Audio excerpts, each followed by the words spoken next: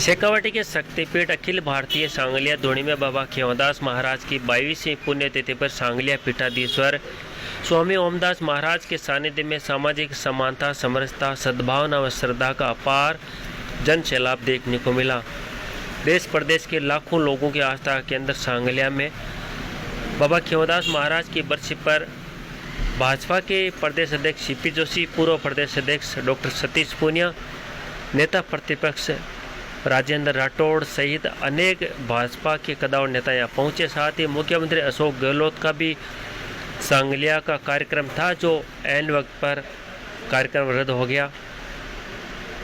सांगलिया पीठ की धोख लगाने के लिए यहाँ पर भारतीय जनता पार्टी के प्रदेश अध्यक्ष सीपी जोशी, नेता प्रतिपक्ष राजेंद्र सिंह राठौड़ सहित सभी नेताओं का यहाँ पर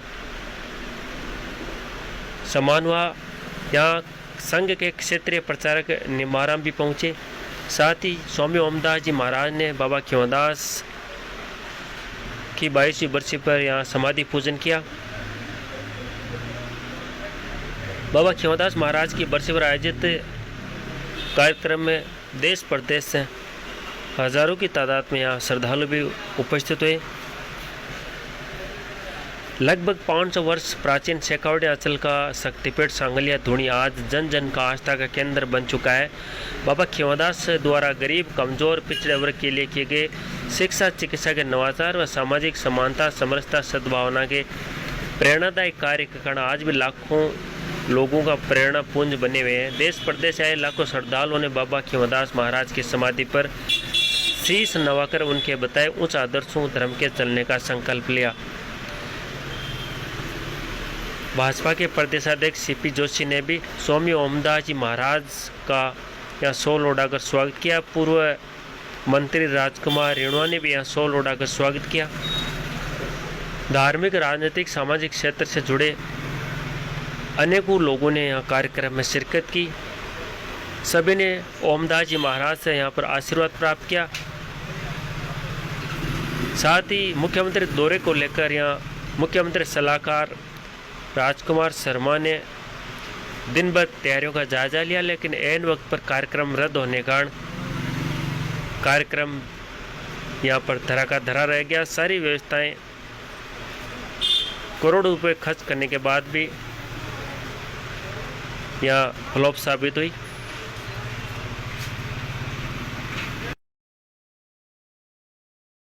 भारत की धरती दुनिया में अनूठी है।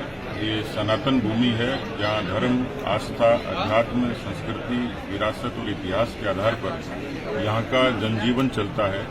इसलिए जन्म से लेकर मरण तक हमारे जो लोक आस्थाओं के संस्कार हैं वो इसी तरीके के लोक धार्मिक स्थानों से संचालित होते हैं, उनसे आशीर्वाद लेते हैं।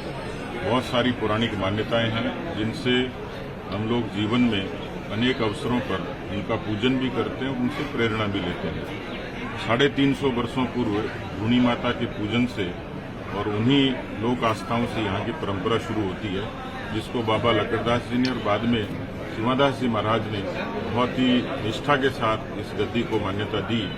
और स्वामी ओमदास जी उस परंपरा को उसी तर्ज पर लगातार आगे उसी निष्ठा से निभा रहे हैं। न कोई छोटा न कोई बड़ा, और बिना किसी जाति भेद के समरसता के साथ इस स्थान की जो महिमा है वो आने वाले समय में और ज्यादा मुखरित होगी। और मैं समझता हूं कि धर्म, हिंदुत्व, राष्ट्रवाद ये हमारा प्राण तत्व है और इसलिए लोक आस्थाओं का विशेष महत्व है। इस स्थान पर आके एक विशेष ऊर्जा हर किसी को मिलती है।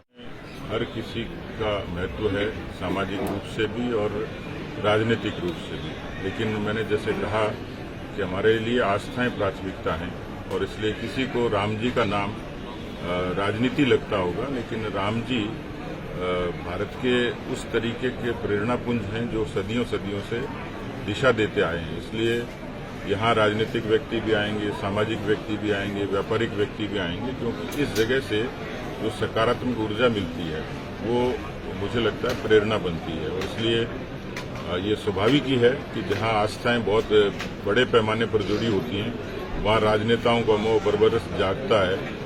अच्छा है, देर आए दुरुस्त आए, लेकिन जिन लोगों को धर्म का महत्व समझ में आ जाए, धुनी का महत्व समझ में आ जाए, धर्म का महत्व समझ में आ जाए, राम का महत्व समझ में आ जाए, जिनका राम निकला हुआ था उनमें राम बस जाए, तो बहुत ही अनूठी बात है, अच्छी बात है।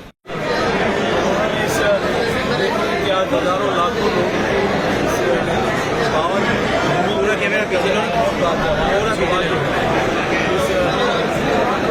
सांगलिया धाम में दर्शन करने का अवसर, बंद कमरे की चर्चा भी बड़ी हमारी कर रही है।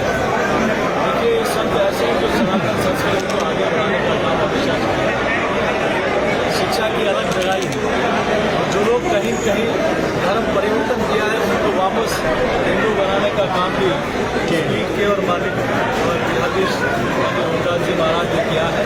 तो ऐसे सनातन संस्कृति के बाहर तो हम सब लोग अभिनंदन करते हैं। आपको लगता है कि संतों का आशीर्वाद और सनातन संस्कृति का हमेशा, और संतों का आशीर्वाद तो हमारे शुरू से रहा है, इसीलिए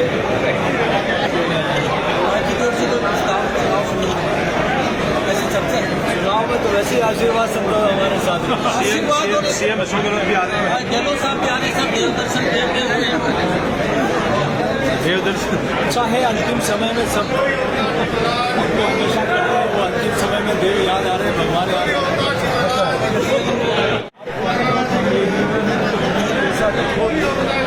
जैसा करो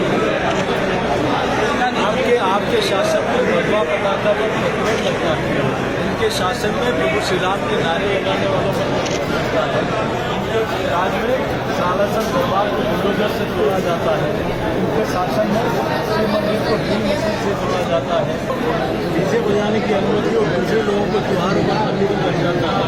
इनके त्योहारों पर एक जगह PFI जैसे आतंकवादी संगठन को बड़ी रैली करने हिंदू नववर्ष और रामनवमी मनाने पर प्रदेश करता है। ऐसे में आप सनातन को गाली देते हैं तो उस पर चुप्पी क्यों साथ होना चाहिए। बीजेपी की पहले भारतीय जनता पार्टी तो हमेशा से सबका साथ, सबका विकास, सबका विश्वास, सबका प्रयास इस ध्येय के साथ काम करते हैं, लेकिन आप कहीं कहीं तुष्टिकरण में जाते हैं। आप प्रदेश के आम हर जन को अपने परिवार का सदस्य मानना चाहिए, ना कि वोट बैंक की राजनीति के साथ कहीं कहीं तुष्टिकरण।